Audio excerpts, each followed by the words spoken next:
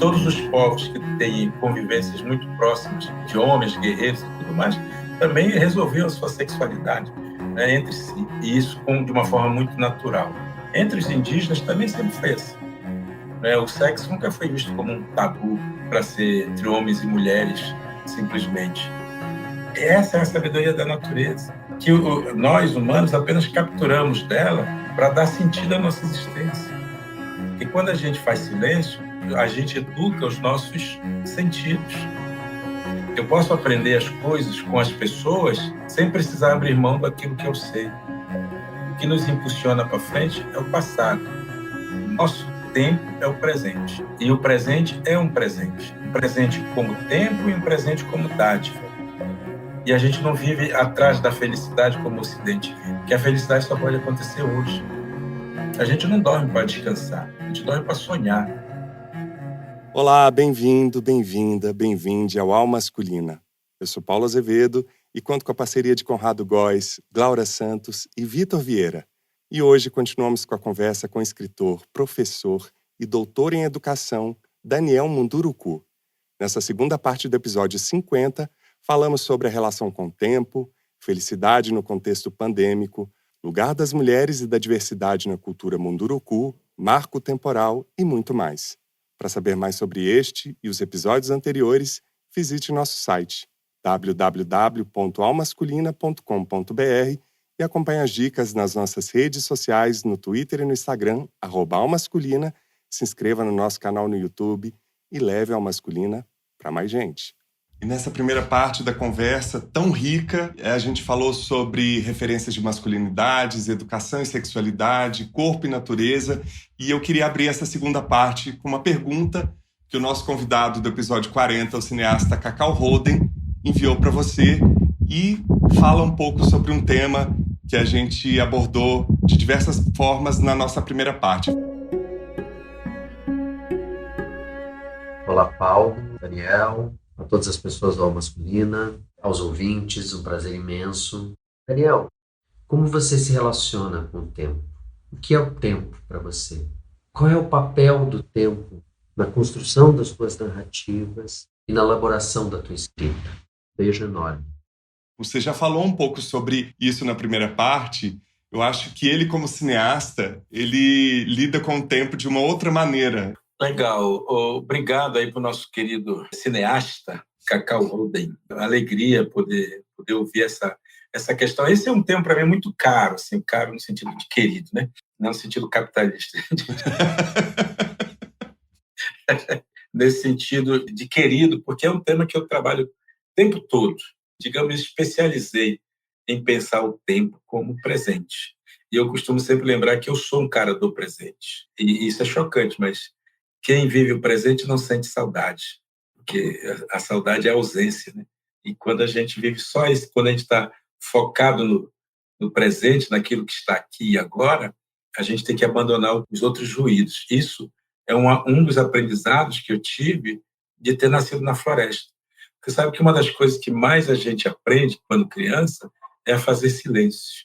Fazer silêncio não é o silêncio da boca, esse é o silêncio mais fácil, mas é o silêncio da mente, que é o silêncio mais difícil. Porque quando a boca cala, o pensamento divaga, o pensamento vai para outros cantos. E toda vez que o pensamento divaga, nós continuamos fazendo barulho, porque nós não estamos inteiros naquilo que estamos efetivamente fazendo, praticando. E os avós diziam que isso não era porque a gente era bam, bam, bam. Também por isso, confesso. Mas, e principalmente, porque isso era garantia de sobrevivência. Nós somos natureza, e a natureza ela desenvolve esse mecanismo de encontrar o seu alimento a partir do silêncio. Se eu estou pensando, estou distraído, pensando em outras coisas, o meu predador, aquele que está ali me caçando de uma certa forma, ele sintoniza com o meu pensamento. E esse meu pensamento vai exalar a informação que ele precisa para saber que eu sou presa fácil para ele. O contrário acontece quando eu estou completo, pleno naquilo, sou eu que sou o caçador. Então, sou eu que vou sentir, né, a distração dos outros seres. e os outros seres podem ficar frágeis diante de mim. E aí eu me torno um bom caçador, não porque eu sou o melhor atirador, mas porque eu sei fazer silêncio. Eu sei me sintonizar, eu sei sincronizar com o silêncio da caça. Isso tudo tem a ver com o viver o presente, viver o agora, viver o tempo agora, que é quando você está pleno naquilo que você está fazendo e tudo se encaixa perfeitamente. Eu sempre questiono muito quando as pessoas fazem 1000 coisas ao mesmo tempo, né? Você se referindo a mim, né, que tenho 1000 coisas para fazer, mas eu tenho o meu tempo para elas, né? E vou fazendo as coisas de acordo com como elas vão se apresentando para mim. E eu sempre fiz todo um caminho meu me baseando nessa verdade, sabe? Então, as oportunidades vão aparecendo e elas vão se tornando muito claras para mim. Aí o que é que eu faço? Abraço, agarro e sigo adiante. E me esforço, vou vivendo aquele presente lindo, aquele momento lindo, como diria Roberto Carlos, para aprender o máximo que eu puder daquela experiência. Depois, acabou, já pegou o diploma, legal. Qual é a próxima? E aí, o estar atento é exatamente isso. O fazer silêncio é estar atento. Porque quando a gente faz silêncio, a gente educa os nossos sentidos. Nós estamos o tempo inteiro antenados com tudo que está acontecendo. É isso que talvez as pessoas tenham dificuldade de entender, que seja a tal da inspiração. Tem um ditado, você disse que eu ia ser padre, né? Eu aprendi algumas coisas lá. Uma das coisas que eu aprendi com Santo Agostinho é que a graça passa e não volta mais. Fazia parte da teologia, né, agostiniana. A graça passa e não volta. Ou seja, se você não está atento, você não capta. Você não vê o milagre. Você não vê o milagre. E o milagre acontece o tempo inteiro. Mas a gente está tão distraído procurando outras coisas que a gente julga que são importantes, aí você se dispersa e a graça, o milagre passa pertinho de você e você não vê. Agora, isso é porque foi Santo Agostinho que falou? Não, isso está presente desde aquele pajezinho chamado Jesus Cristo, pajezinho aqui no sentido carinhoso, sou fã dele, mas que ele dizia exatamente a mesma coisa. Por que você se preocupa com o que você vai comer, com o que você vai vestir? Olhai os lírios do campo, se não planta, não colhe. No entanto, nem Salomão se vestiu com tanta dignidade. E ele conclui assim: a cada dia basta a sua preocupação. Buscai primeiro o reino de Deus, e aquelas coisas todas, né, que ele fala. Mas o bonito é para lembrar para os nossos amigos, essa é a sabedoria da natureza, que nós, humanos, apenas capturamos dela para dar sentido à nossa existência. Então, o tempo, para mim, para responder a questão do amigo, justamente é esse. O tempo, ele é a minha mola propulsora de entendimento. Então, quando, de repente, eu percebo que é hora de escrever alguma coisa muito interessante, assim, ou que eu acho interessante, considero interessante, é como se aquilo viesse, como se aquilo aparecesse de repente, e vai, no meu caso, ela não passa, não, ela fica um pouquinho dizendo, ó, escreve, escreve, escreve, aí eu sento e faço. Então, na minha obra, em geral, é assim. Por isso, talvez eu nunca tenha escrito livros muito longos, romances, tal, porque eu sou do tipo de sentar e escrever a ideia que está circulando, ela vem e aí 1, 2 dias, 3 dias, eu quero já fazer tudo aquilo que precisa ser dito. E tem uma outra coisa que é da minha personalidade, eu entendo, eu não sou uma pessoa que fica muito preso aos textos que eu escrevo. Uma vez escritos, uma vez saídos, eles ganham a rua. Eu não fico tentando ajustar, arrumar. Então, eu também me obrigo a não querer ser dono dessas ideias, desses textos. Então, eu ponho para a roda. Aí algumas pessoas leem e dizem assim, pô, isso aí é legal, hein? Isso dá um livro, bacana. Aí talvez eu comece a amadurecer uma coisa que seja mais ampla. Então, meus textos são relativamente pequenos, curtos. Eu escrevo crônicas, né? Eu escrevo reflexões, escrevo ensaios. Escrevi alguns livros mais longos para jovens, que são assim também dentro desse critério. Então é isso. Obrigado pela pergunta, Rodei. O que dizer agora? Tantas ideias aí, né, Daniel? Quero fazer um convite pessoal e especial para você. Nos próximos dias 23 e 24 de outubro, volto em 2 únicas sessões via plataforma Simpla Zoom com a versão online do espetáculo Heróis, episódio música da trilogia solo dirigido, escrito e interpretado por mim, com co-direção de Ana Paula Cansado e realizado pela sua companhia.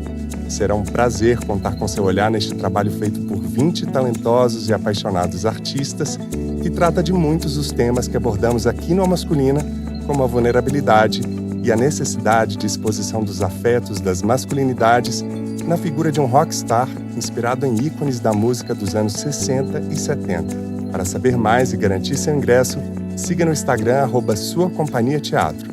Te espero lá.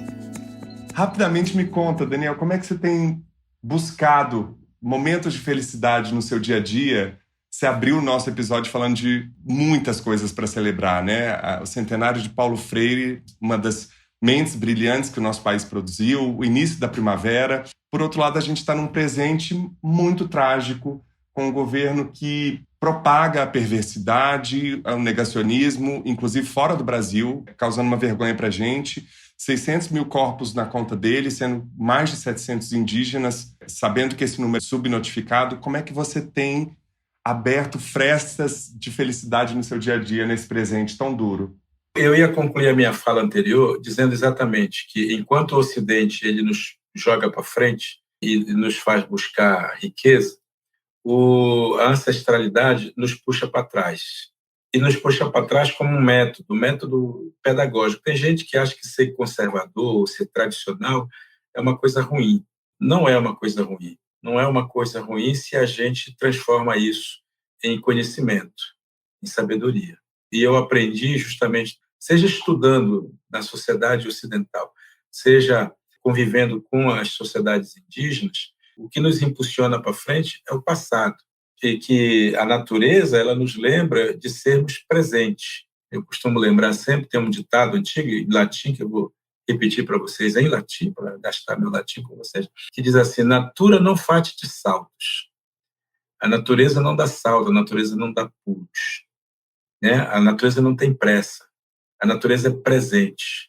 E, por conta disso, os povos indígenas desenvolveram uma teoria que hoje se chama de bem viver, que é justamente a ideia de que nosso tempo é o presente. E o presente é um presente como tempo e um presente como dádiva. E nós aprendemos que, quando recebemos uma dádiva, nós temos que usá-la imediatamente. Porque só o presente é que nos compromete, só o presente é que nos ajuda a entender o tempo que nós estamos vivendo. Só o presente ele nos torna criativos. Só o presente ele gera em nós um sentido de contentamento. E a gente não vive atrás da felicidade como o Ocidente vive. Porque a felicidade só pode acontecer hoje. A felicidade é um presente. É o nosso presente. Dizia o avô Apolinário que quando a gente amanhece, quando a gente acorda, a gente ganha um dia de presente. A gente ganha uma roupa. E a gente tem que desenhar nessa roupa os melhores desenhos, nosso melhor sorriso, a nossa melhor maneira de convivência, porque no final do dia a gente arranca essa roupa e ela não serve mais nada para a gente. Ela vai servir como memória de algo vivido. Vai virar assim, um banco de dados da nossa memória. É claro que nem tudo é alegria, nem tudo é felicidade, nem tudo é realização. O dia passa e a gente vai sofrendo coisas boas e ruins nele. Mas, quando a noite chega, nós entramos num universo paralelo, digamos assim. Nós vamos nos alimentar de outras vozes. Por isso, o sonho para os Munduruku e para os indígenas em geral é muito importante. A gente não dorme para descansar, a gente dorme para sonhar. E é no sonho que a gente encontra as outras vozes. É onde os nossos seres ancestrais vão nos ensinar, vão prosear com a gente, vão equilibrar o nosso corpo, vão nos dar cura para as nossas doenças. Então, dormir e dormir bem é fundamental. E isso não é só porque a gente é the best, também por isso, é verdade. Mas, e principalmente porque a natureza nos ensina isso. Você pega um animal qualquer e tem o tempo dele, né? Tem o tempo de andar, de correr, de pular, de caçar, né? E de dormir, de descansar. O nosso lado animal precisa disso. O lado ocidental, cultural e tal, enfiou na cabeça da gente que a gente tem que estar em constante produção e vai criando equipamentos o tempo inteiro para isso. Nós somos escravos do celular, que nos deixamos 24 horas ligado e as pessoas se sentem incluindo o direito de invadir o tempo inteiro o seu número e te mandar mensagem, te mandar as coisas, se você não se obriga a desligar para ficar um tempinho de bubuia, na preguiça, você fica o tempo inteiro escravo disso. E tão acostumado que nós estamos, que mesmo quando você desliga o celular, daqui a pouquinho você já quer ligar de novo para ver se alguém te mandou alguma mensagem, porque você é o cara mais importante do mundo e tudo mais. Isso vai gerando na gente tanto uma ideia de que nós somos mais do que somos, quanto vai dando a ideia de que o outro não é tão importante. A gente pode invadir o tempo dele. E o povo indígena, só para concluir esse meu raciocínio, o povo indígena é o povo do presente, é o povo do agora, é o povo do hoje. Por isso é um povo comprometido. O povo indígena, a felicidade do indígena certamente está também no ter, mas ter terra, ter espaço, pertencimento, ter participação, ter voz. Eu acho que o ter indígena, dentro desse conceito do bem viver, é justamente o da possibilidade de nós sermos plenos, de podermos vivermos com plenitude a nossa existência. E ter o direito, sim, de, se quiser ir para a cidade, de quiser ter um bom iPhone, se quiser ter um carro, de poder ter a oportunidade de fazer isso também, porque isso não é um proibitivo, não é um impeditivo para a gente ser o quem a gente é. Não é? A gente pode ter as coisas sem precisar ser escravos dela. Um outro funil que nos ajude a usufruir das coisas, é produto do gênio humano, sem precisar que essas coisas nos tornem objetos delas. Então, nesse sentido, dentro dessa luta cotidiana que a gente tem de sobrevivência, cotidiana de ir atrás do alimento da gente, de buscar oportunidade de viver melhor, mesmo nesse mundo maluco que são a vida urbana, a gente tem procurado buscar o equilíbrio entre o tempo presente, o agora, que nos compromete, portanto, a gente tem que lutar, ao mesmo tempo saber que nós podemos ter coisas que podem nos dar um conforto a partir do lugar que a gente vive. Eu vivo aqui na cidade de Lorena.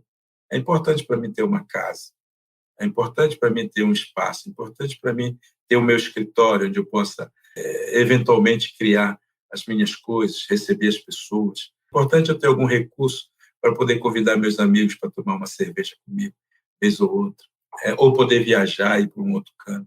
Isso não vai diminuir a minha experiência de ser munduruku. Pelo contrário, só vai somar. Costumo sempre lembrar, Paulo, para os nossos amigos, o fato de eu viver na cidade, ser um escritor relativamente conhecido, né, de ter alcançado prêmios, de ter ido para a universidade e tudo mais, isso não é uma negação daquilo que eu sou. Pelo contrário, é afirmação de competência, afirmação de que eu posso ser tudo o que o outro é, sem necessariamente deixar de ser quem eu sou. Eu posso aprender as coisas com as pessoas sem precisar abrir mão daquilo que eu sei. Eu escrevi um livro, inclusive, chamado Das Coisas que Aprendi. É um livro meio filosófico, assim, em que eu trago justamente essas reflexões de como é que o nosso povo entende o nosso lugar no mundo, mas de como esse lugar no mundo não é uma negação do lugar do outro. E como o lugar do outro não é uma negação do nosso lugar no mundo. Nós podemos fazer esse encontro. Eu fiz esse encontro. E eu procuro constituir ou construir uma ponte que permita que outras pessoas também o façam. Que os meus parentes indígenas façam. Que os meus amigos não indígenas, e que às vezes são parentes também, eles também o façam. Né? Que eles possam aprender comigo, assim como eu aprendi com eles. E eu posso aprender com eles coisas que eles podem aprender comigo. Então, é uma troca. Essa é a troca. Essa é a ponte necessária e urgente de a gente construir. Você começou falando um pouco sobre esse lugar de liberdade e ser quem você é. Como é que fica isso nessa parte da pergunta que eu ainda queria que você aprofundasse um pouco do lugar das mulheres e dos LGBTQIs, assim? Eu sei que algumas culturas chamam até de homens-mulheres ou entendem isso como uma passagem que não necessariamente ele tem que se identificar como tal ou, né, se enquadrar num determinado conceito. Como é que é isso para a sua cultura, para o seu povo? Reafirmo aqui, né, que toda possibilidade de a gente tentar entender a cultura indígena ou uma cultura diferente que seja, com os nossos crivos morais, com os nossos crivos culturais, a gente corre o risco de continuar colonizando o outro, tentando colonizar o pensamento do outro. Então, se eu estiver fazendo isso, você me corrija, Daniel. Não. Fica aqui como reflexão para você também, para todo mundo que vai nos assistir, que está nos assistindo. É justamente isso. A ideia de deixar que o outro seja é exatamente não tentar entender a lógica do outro a partir das nossas lógicas, a partir da nossa compreensão, a partir da própria trajetória hegemônica do Ocidente, né? Que vai impor conceitos de masculinidade, que tem muito a ver com esse crivo moral, religioso que a gente tem, que a gente acaba constituindo como se fosse nosso lugar de fala ou coisa parecida, né? A gente vai construindo esses conceitos e, às vezes, vai gerando preconceitos, porque justamente a gente não consegue entender a lógica do outro, que não é lógica linear. E é muito importante lembrar isso para vocês, né? A lógica ocidental é uma lógica linear. A lógica ocidental é a lógica do futuro, é a lógica do que vem pela frente. As lógicas indígenas são lógicas que andam para trás. Não para trás no sentido do conservadorismo, mas para trás no sentido da memória. É a memória que nos impulsiona para frente. Portanto, toda a experiência vivida, porque o futuro é uma ilusão, né? Mas a experiência vivida é o que nos dá elementos para a gente se constituindo como seres capazes de dar respostas ao que temos hoje. Essa própria ideia, né, de gênero, que está muito presente na nossa cultura ocidental, ela sempre existiu nas culturas indígenas. Eu falava ainda há pouco, os gregos, que eram os espartanos, que eram homens e que viris e que iam para a guerra e tal, a gente sabe que não é bem assim, né? Todos os povos que têm convivências muito próximas de homens, guerreiros e tudo mais, também resolviam a sua sexualidade, né, entre si, e isso de uma forma muito natural. Entre os indígenas também sempre foi assim. O sexo nunca foi visto como um tabu para ser entre homens e mulheres, simplesmente. Podia ser entre homens e homens, mulheres e mulheres, mas isso nunca foi uma questão. Por isso nunca foi pensado, isso nunca foi analisado, porque não tem o tabu, não tem a ética. Não tem o pecado, né, Daniel? Não tem o pecado. Exatamente. É o grande diferencial que coloca o nosso pensamento ocidental nessa maluquice que nós construímos. Em outras religiões, em outras culturas, existe até a possibilidade de você aceitar isso numa boa, né? Então, entre os indígenas também tem. Agora, muito recentemente, digamos nos últimos 30 anos, justamente porque houve uma inserção maior dos indígenas na sociedade brasileira, é que também muitos indígenas começaram a perceber que podiam fazer essa sua experiência fora do contexto de aldeia. Existe machismo entre os indígenas? Alguém pergunta. Se a gente entender machismo como a gente entende no Ocidente, talvez a gente possa classificar. Mas se nós entendermos como funções sociais baseadas numa pedagogia, talvez a gente pudesse entender que o tipo de comportamento não se adequa, não é interessante, não é importante, enfim. Mas isso, como eu falei, depende muito do que nós temos como crivo de julgamento, de juízo, disso tudo. O que eu poderia dizer, assim, da experiência vivida, é que sim, se a gente for dar o nome de gay para esses indígenas que lá atrás, já no tempo até de infância, tinham relações com outros rapazes, com outros meninos, se a gente for chamar para eles de gay, ótimo. Não tem problema, pode ser, a gente pode usar. Mas eu vi também que esses mesmos meninos que faziam essas experiências de troca-troca, como dizem aqui na cidade, depois se casavam e se tornavam pais maravilhosos, se tornavam pessoas maravilhosas, ou alguns deles não se tornavam pais, né, e continuavam sendo maravilhosos, né? Não casavam e continuavam sendo, inclusive, iniciadores, às vezes, da vida sexual de outros meninos, né? Que, se a gente quiser, é a bicha da comunidade, coisa parecida. Mas isso tudo eram palavras que depois vieram para o nosso horizonte de entendimento. Antes disso, era absolutamente normal, natural. O único problema que sempre aconteceu é que a comunidade entende que o homem se torna plenamente homem quando ele reproduz, quando ele tem filhos. As mulheres se tornam plenamente mulheres quando são capazes de ter filhos, tal. Não sendo um homem, não querendo isso, ou não podendo fazer isso, ele vai ser tratado como uma mulher. E o papel dele também vai ser educativo, só que ele não vai ser plenamente mulher porque ele não vai poder reproduzir. Ele não vai ser plenamente homem porque ele também não quer fazer isso, quer, enfim, tem a sua própria opção. Perfeito. Maravilha. E a comunidade leva isso com naturalidade. Esse seu comentário me fez lembrar uma fala de um dos nossos convidados aqui, que ele chamou atenção para essas grandes estruturas na sociedade ocidental que são homoeróticas, né? Os militares, a política, né? E como eles repudiam qualquer manifestação que conteste essa virilidade deles, né? Você mencionou o Alma Masculina e eu recebi uma pergunta da Alexandra Tupi-Krenak, que ela pergunta, referente ao alma masculina, são dois espíritos? Como falamos na nossa cultura? E como é que eu respondo isso para ela? Me ajuda aí, professor. Um beijo para Alexandra Tupi-Krenak, que é uma parente indígena que mora na região de Campinas, acho que em Sumaré, se eu não me engano. É alguém que está sempre no nosso radar, né, de encontros, de conversa, e é uma pessoa muito interessada, muito espiritualizada também. Então, certamente tem muito a ver com isso a pergunta dela. Uma pergunta que não dá para responder em 2 frases, né?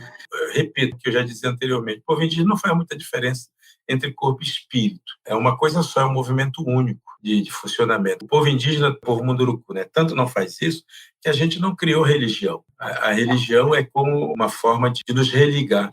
Ora, quem nunca se desligou, não precisa se religar, porque não teve, você dizia ainda há pouco, né? Que não teve pecado original. A gente não cometeu pecado original nenhum para criar uma religião, uma religação com o mundo ancestral. Nós estamos ligados. Então, nesse sentido, a nossa alma e o nosso corpo funcionam com o mesmo movimento. Um é alimentado pelos prazeres do corpo, pelos prazeres do alimento, do sono e tal, e o outro é alimentado pelos nossos rituais, pelas nossas crenças, nossas curas, pelos nossos rezos, por tudo aquilo que nos planifica. E eu diria mais, né, assim, o povo munduruku é um povo pleno.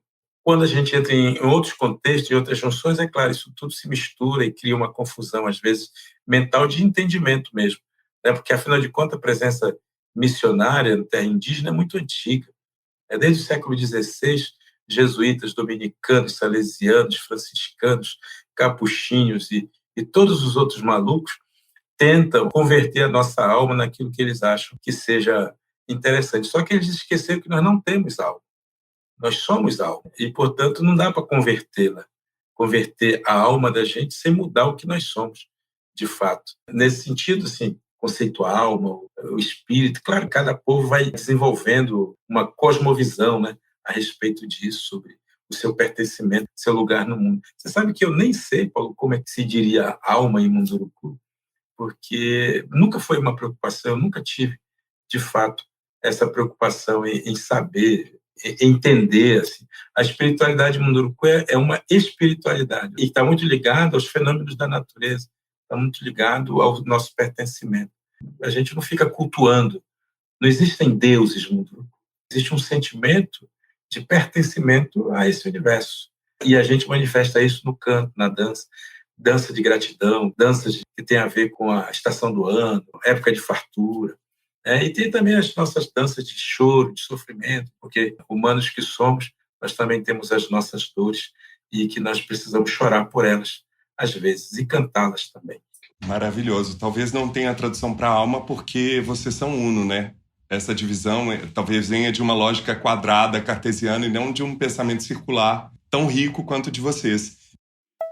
Aspas. O pensamento indígena é um pensamento holístico. É um pensamento circular. E esse pensamento circular, ele nasce como uma resposta à compreensão da existência. Para o Munduruku, só existem 2 tempos, que é o tempo passado e o tempo presente. Para o Munduruku, não existe tempo futuro. As línguas em geral, e o Munduruku em particular, são línguas que criam as palavras de acordo com a sua necessidade com que ele vive. E a nossa educação é uma educação para o presente. E esse presente é alimentado pela memória, que é o tempo passado. Quando a sociedade ocidental cria toda a sua cosmogonia, digamos assim, no futuro, ela rompe com o comprometimento das pessoas, porque apenas o presente compromete as pessoas. E é isso que as pessoas não conseguem compreender da dinâmica indígena. Por que a gente é chamado de preguiçoso? Porque não produzimos para acumular. A gente produz para o dia a dia, pensando tradicionalmente, porque hoje em dia tem coisas mudando em relação a isso. Mas a gente produz para o cotidiano. e a gente produz as coisas seguindo a um ritual. E esse tipo de lógica bate frontalmente com essa visão acumuladora que o Ocidente inventou, de consumo exacerbado, que leva as pessoas ao egoísmo e não à partilha. A grande contribuição que o indígena dá para o Brasil é continuar vivo, é permanecer vivo, permanecer como essa resistência. É importante sempre lembrar que as populações indígenas são nossas contemporâneas. A sociedade brasileira precisa perceber isso. Nós estamos aqui, agora. Não somos povos do passado. Passado é memória. Tem que ser alimentado como memória. Isso vale para os indígenas, mas vale também para a esfera do Brasil. Essa memória é importante, não pode ser esquecida. Mas o povo brasileiro precisa entender que nós somos contemporâneos. E se somos contemporâneos e estamos no mundo globalizado, nós fazemos parte desse mundo. Então, é inadmissível que as pessoas ainda digam que não podemos fazer isso ou aquilo, que não podemos participar disso ou aquilo, que não somos competentes para isso ou aquilo. Nós somos competentes, estamos nesse mundo para ficar. Muitos de nossos antepassados se sacrificaram para que hoje nós pudéssemos usufruir desse tempo presente. Nós somos seres do presente. E se o presente nos pede atualização, nós precisamos nos atualizar para continuarmos os mesmos. Precisamos nos renovar para renovar nossa própria cultura, nosso próprio jeito. E a gente pode se propor a aprender com esse mundo, com essa sociedade, e ser uma forma de contribuir com ele. O movimento indígena é o movimento social mais antigo e organizado do país. São 521 anos de resistência. É uma resistência pela vida de todos os brasileiros, porque são estas lutas que garantem a Amazônia em pé, rios menos poluídos, abundância de peixes e carnes, sobrevivência de muitas espécies de plantas, insetos e animais, ou como se costuma dizer, sobrevivência de nossa biodiversidade. Será que isso é pouco? Será que isso não seria motivo suficiente para que o Brasil se orgulhasse de seus filhos mais antigos? Tenho a impressão que sim. Lutamos para que isso ocorra. Livro Daniel Munduruku, da coleção Tembetá, da editora Azougue, Revistas de Cultura. Essa coleção é genial. Ela traz trajetórias e reflexões de grandes pensadores indígenas em livros que reúnem ensaios, depoimentos e entrevistas. Daniel, eu queria encerrar fazendo uma pergunta que tenho muita tristeza de ainda, mesmo depois de todas as pesquisas e de tudo que você trouxe para a gente nessas duas partes, pesquisas como a da UFMG na área de genética, de 2005, que aponta que 63% do povo brasileiro considerado branco tem origem tupi, essa nossa negação da nossa ancestralidade, e a gente está acompanhando um julgamento histórico e fundamental que vai definir que país a gente quer ser, que é o marco temporal, esse país que você chama de adolescente, que continua buscando a sua própria identidade.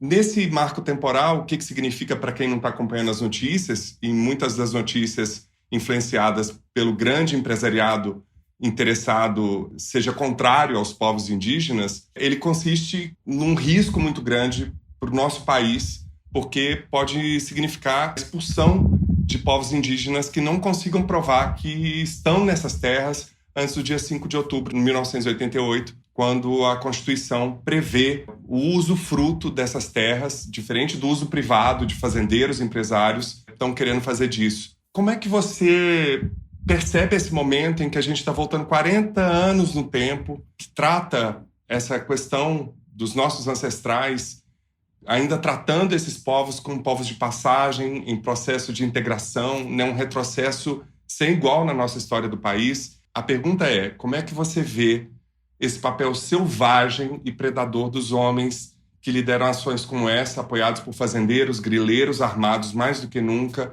empresários e pela bancada da bala? Essa é uma pergunta, de fato, bastante importante a gente fazer nesse momento. Quando a gente lida com o tempo e o tempo como compromisso, a gente tem que pensar não no futuro, a gente tem que pensar no hoje, no agora. O agora dos povos indígenas tem sido a reprodução de uma perseguição permanente dos últimos 500 anos, pelo menos.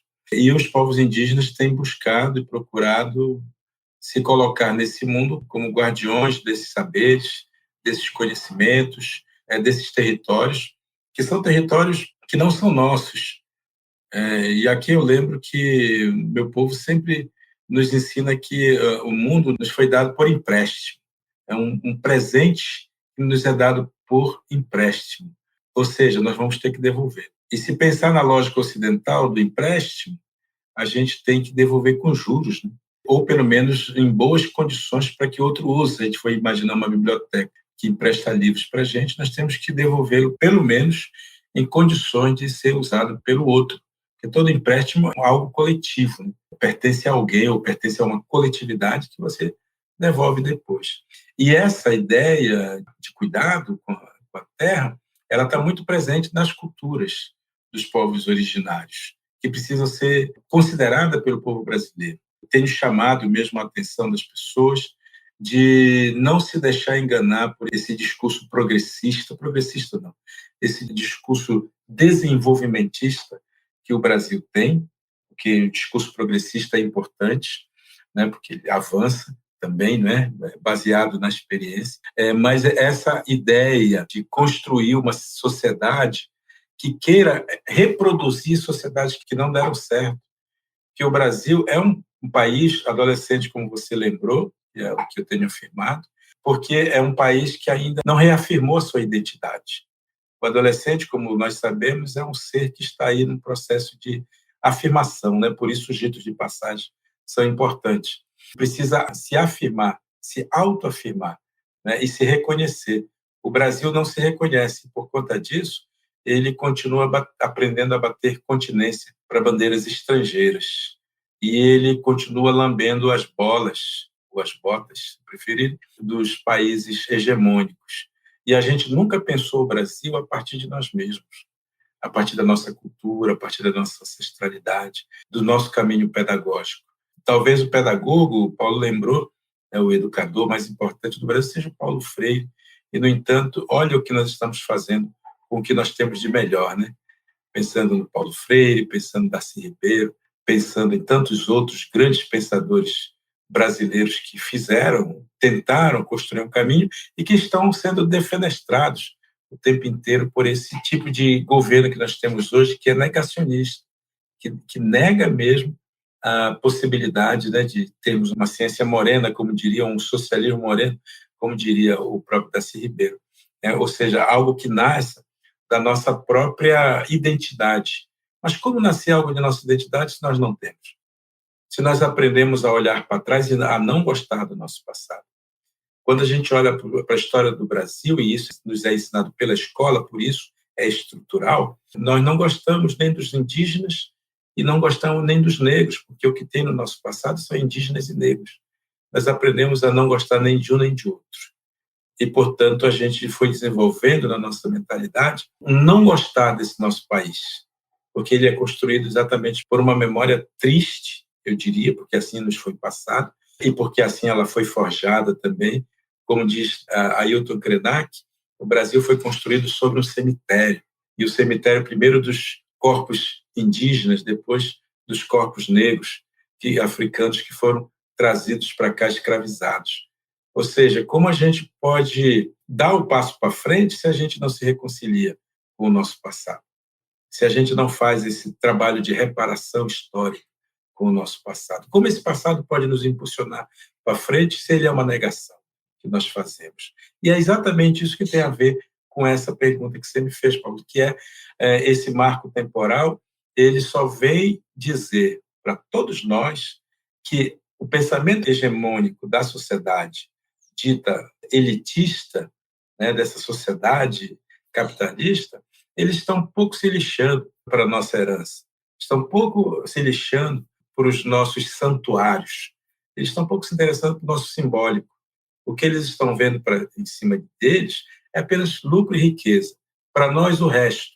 E eu vou lembrar aqui, só para finalizar, uma imagem que eu uso sempre. E recentemente eu vi aqui na televisão, passando, né, mais uma vez, falando, inclusive, sobre a ideia do agro, né, do agronegócio, que é o carro-chefe da nação, e não sei o quê. E eles apresentam isso como se fosse uma vitória, aqueles monte de colheitadeiras passando e colhendo os grãos, e elas vêm passando por cima, vêm colhendo o fruto, os grãos vão para a caçamba. E o bagaço fica lá no chão. Se a gente usar isso como uma imagem para ler o Brasil, é exatamente isso que está acontecendo. Estão passando por cima do Brasil, o que é rico, o que é poderoso, vai para a caçamba, e essa caçamba é o bolso de alguns, é a riqueza de alguns, e o bagaço somos todos nós, os brasileiros. E o que resta para nós? O bagaço. Resta para nós apenas aquilo que não interessa para eles. E aí eles dão essas migalhas para a gente, nós achamos que essas migalhas são muito boas, muito legais, aí a gente aplaude e começa a achar mesmo que o agro é pop, que o pop é o que nós precisamos, portanto precisamos desenvolver, crescer, e a gente não se dá conta que esse território todo que está sendo explorado, destruído, detonado, é o nosso território, é o seu, o meu, né? É o território de todos nós, sejamos indígenas, sejamos brancos, sejamos negros, sejamos o que quer que sejamos. Esse é o território, essa é a nossa casa. E nós estamos deixando os caras destruir a nossa casa e tomarem posse dos nossos pertences, que é a riqueza da nossa gente, que é o nosso simbólico, que é o nosso santuário, que é, de fato, o que nos humaniza, que é a nossa capacidade de dar sentido, né, ao nosso ser no mundo. O marco temporal é a destruição daquilo que nós temos de mais sagrado, sabe? E não são os povos indígenas, não, viu? É a nossa própria identidade, é a nossa própria diversidade. É isso que a gente quer para o nosso país, afinal de contas. Ai, é tão assustador tudo isso, Daniel, porque como dizer disso sem sentir uma raiva que seja motor para a gente agir de alguma maneira? Eu acho que a gente, num geral, a gente está tão anestesiado que a gente não sabe nem por onde começar de tantos ataques cotidianos. E você citou o Ailton Krenak, e a gente trouxe já um livro dele, vários livros dele, e o último foi A Vida Não é Útil, que ele sugere colocar esses mais ricos do Brasil e do mundo dentro de um caixa forte para que eles possam ficar ali durante uma semana para ver se eles conseguem sobreviver comendo e respirando o próprio dinheiro, né? Eu queria reforçar com alguns dados que eu achei muito importante trazer nessa conversa para que você que está nos ouvindo tenha realmente consciência do tamanho do que está acontecendo. De acordo com o relatório da CIMEL, né, que é o Conselho Indigenista Missionário, antes da invasão europeia no século XV, eram cerca de 1.000 povos indígenas. Hoje são 1.298 terras indígenas no Brasil, sendo que 66% têm pendências com o processo de demarcação com o governo federal, 536 terras, nenhum andamento do governo federal para serem reconhecidas até agora, e 82 em processos judiciais aguardando uma decisão do Supremo. Mais de 60 grupos indígenas que não têm contatos com a sociedade estão em risco de desaparecer, como aconteceu agora na pandemia, né? Um último representante de uma tribo faleceu por conta da Covid. Isso significa, como o próprio Daniel acabou de falar, a preservação do meio ambiente, para além da vida de milhares de brasileiros indígenas e a nossa própria, e a preservação de culturas que correm o risco de serem extintas. Daniel, como é que a gente faz para te achar nas redes? Maravilha, hein? Bom, você já falou do meu canal no YouTube, Instagram, Daniel Munduruku Oficial, vai ser um prazer encontrá-los. Twitter, D Munduruku, e Facebook também é D Munduruku, D mudo, né? D Munduruku. Bom, enfim, dá uma googada no meu nome e vocês vão encontrar tanta coisa que vocês vão se arrepender. Eu queria saber de você quem você gostaria de indicar para ter essa conversa aqui com a gente e por quê. Eu acho que seria bem legal a Márcia Cambeba, uma super ativista, poeta, escritora, política, né? Muito bacana. Nessa linha política também, talvez fosse interessante Joênia Wapichana, a nossa deputada federal, única que existe hoje no Brasil. Ano que vem, se der certo, a gente entra também. E eu acho que um sujeito bem bacana de conversar seria o Edson Krenak, um estudante, um intelectual muito potente. Ele vive fora do Brasil, hoje está fazendo seu doutorado fora do Brasil, mas é uma pessoa com uma leveza e clareza de pensamento que vale a pena convidá-lo. Isso em termos de indígenas, né? Naturalmente, mas me interessaria muito ouvir aqui, sabe quem? O Paulo Lins, por exemplo, o escritor Paulo Lins, autor de Cidade de Deus, que é um pretão muito masculino e que valeria a pena ouvir um pouco o que ele tem para nos contar a respeito do entendimento dele. Daniel, Shipato Boré, só corrija a minha pronúncia, é Shipato Boré, que significa tudo de bom, não é isso? Tá perfeito, você é quase um munduruku já. Muito obrigado por esse encontro. Já emendaria com o nosso curso, no seu workshop de como lidar com a sociedade do cansaço. Brincadeiras à parte, querido, é muito emocionante e muito necessário pessoas como você. A gente, às vezes, dá destaque para aqueles brasileiros que nos envergonham, mas a gente precisa dar esse mesmo destaque, um destaque cada vez maior para brasileiros como você, como Paulo Freire, Darcy Ribeiro, Lélia Gonzalez e tantos outros que nos orgulham de ter nascido nessa terra Brasilis. Obrigado, Daniel. Muito obrigado, Paulo. Muito obrigado ao Masculina pelo convite. Gostei muito dessas provocações que foram feitas, porque não é muito comum eu tratar desses assuntos, na verdade, né? Como eu lido um pouco com juventude, com criança principalmente, às vezes alguns temas não vazam muito desse nicho, mas muito importante porque isso me provoca a refletir, me provoca a pensar, repensar algumas coisas, e eu sempre faço isso com muita leveza, ou tento fazer com muita leveza, para trazer também para as pessoas um pouco de conhecimento, de ensinamento, para não escapar um pouco da minha sina de ser educador, né? E o educador é aquele que está o tempo inteiro tentando encontrar um espaço na cabeça dura das pessoas para entenderem com mais leveza algumas coisas que elas precisam refletir.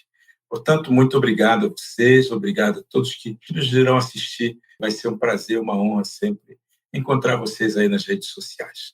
Beijão, Paulo. Obrigado.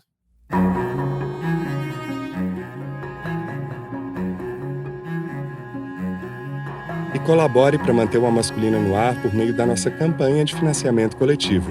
Saiba mais no site www.catarse.me/almasculina. E agradecemos a todos os nossos apoiadores, em especial Alexandre Valverde, Ana Maria de Lima Rodrigues, Ângela Mucida, Danilo Azevedo, Felipe José Nunes Rocha, Juliana Dias e Tânia Simão Baixa Silva. Vai lá e siga as nossas redes sociais no Twitter e no Instagram, @almasculina, e se inscreva no nosso canal do YouTube. Também visite nosso site e conheça todos os episódios na íntegra, além da transcrição do Aspas, Lugares Comuns e as dicas do Escuta Aqui. Anote aí, www.almasculina.com.br, comente, indique um dos episódios aos amigos e leve a Alma Masculina para mais gente.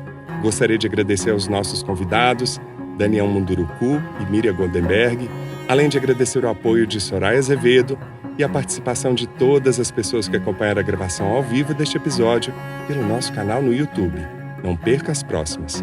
A Masculina fica por aqui e é feito graças a Conrado Góes, na trilha sonora original e mixagem, @Conza01, Glaura Santos, da Identidade Visual e Arte, @Glaura Santos, Vitor Vieira nas fotos, @Vitor Vieira Fotografia, e eu, Paulo Azevedo, na idealização, roteiro, edição e apresentação, @Paulo Azevedo Oficial. Esse podcast é realizado pela Concultura. E você que nos deu o prazer da sua companhia até aqui, muitíssimo obrigado. Cuide-se, vacine-se e até o próximo encontro.